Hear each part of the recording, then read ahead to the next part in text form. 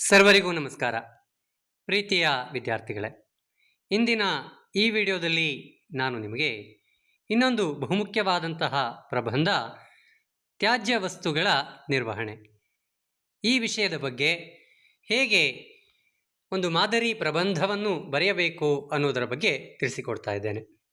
ಗಮನಿಸಿ. ಪೀಠಿಕೆ: ಪುನರಪಿ ಜನನಂ ಪುನರಪಿ ಮರಣಂ ಎಂಬಂತೆ ಹುಟ್ಟಿದ್ದೆಲ್ಲ ಸಾಯಲೇಬೇಕು. ಸತ್ತ ಶರೀರಕ್ಕೆ ಸಂಸ್ಕಾರ ಮಾಡುತ್ತೇವೆ. ಹಾಗೆಯೇ ನಾವು ಬಳಸಿ ನಿರುಪಯುಕ್ತವಾದ ವಸ್ತುಗಳನ್ನು ಸರಿಯಾಗಿ ವಿಲೇವಾರಿ ಮಾಡಬೇಕು.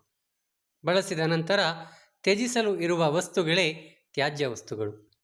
ಇವುಗಳನ್ನು ಸಮರ್ಪಕವಾಗಿ ಸಂಗ್ರಹ, ವಿಲೇವಾರಿ, ಸಂಸ್ಕರಣೆ, ಮರುಬಳಕೆ ಮಾಡುವ ಪ್ರಕ್ರಿಯೆಯನ್ನು ತ್ಯಾಜ್ಯ ವಸ್ತು ನಿರ್ವಹಣೆ ಎನ್ನಬಹುದು. ಇದರ ವಿಷಯ ನಿರೂಪಣೆ: ಆಧುನೀಕರಣ, ನಗರೀಕರಣ, ಔದ್ಯೋಗೀಕರಣ, ಯಾಂತ್ರೀಕರಣ ಮುಂತಾದವುಗಳಿಂದ ಮಾನವ ಬದುಕು ಸುಂದರ ಮತ್ತು ಸರಳಗೊಂಡಿದೆ. ಆದರೆ ಇವುಗಳಿಂದ ತ್ಯಾಜ್ಯ ವಸ್ತುಗಳ ಪ್ರಮಾಣವೂ ಹೆಚ್ಚಿದೆ.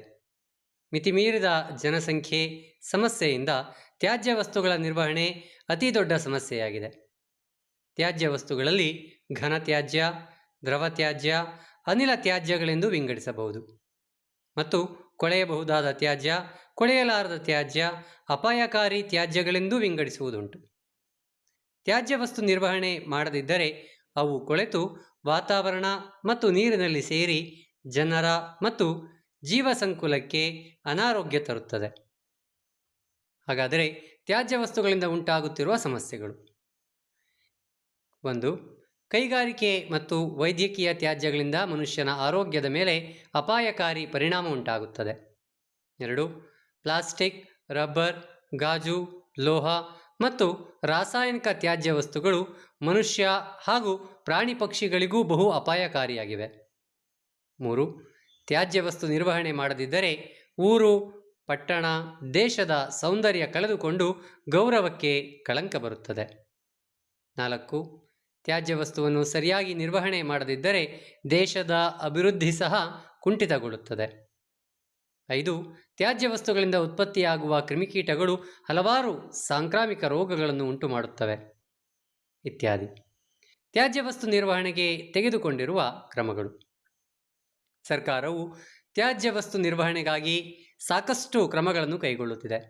ಸ್ವಚ್ಛ ಭಾರತ ಅಭಿಯಾನದಡಿ ಸಾಕಷ್ಟು ಯೋಜನೆ ಜಾರಿಗೊಂಡಿವೆ. ಕಸ ಸಂಗ್ರಹಣೆ ವಾಹನ ಮನೆ ಮನೆಗೆ ಬಂದು ಹಸಿ ಕಸ, ಒಣಕಸ ಪ್ರತ್ಯೇಕವಾಗಿ ಸಂಗ್ರಹಿಸುತ್ತಿದೆ. ಸಂಗ್ರಹಿಸಿದ ತ್ಯಾಜ್ಯ ವಸ್ತುವನ್ನು ಜನವಸತಿಯಿಂದ ದೂರದ ಬಯಲಿನಲ್ಲಿ ಸುಡುವ ಅಥವಾ ಹುಗಿಯುವ, ಮರುಬಳಕೆ ಮಾಡುವ ವ್ಯವಸ್ಥೆ ಇರುತ್ತದೆ. ತ್ಯಾಜ್ಯ ವಸ್ತುಗಳನ್ನು ವೈಜ್ಞಾನಿಕವಾಗಿ ವಿಂಗಡಿಸಿ ಸಂಸ್ಕರಿಸಲಾಗುತ್ತಿದೆ. ಕಸದಿಂದ ಕಾಂಪೋಸ್ಟ್ ಗೊಬ್ಬರ ತಯಾರಿಸಲಾಗುತ್ತಿದೆ. ಕೆಲವು ತ್ಯಾಜ್ಯಗಳನ್ನು ಮರುಬಳಕೆ ಸಹ ಮಾಡಲಾಗುತ್ತಿದೆ. ಈ ಎಲ್ಲ ಕಾರ್ಯಕ್ಕಾಗಿ ಯಂತ್ರಗಳನ್ನು ಬಳಸಲಾಗುತ್ತಿದೆ.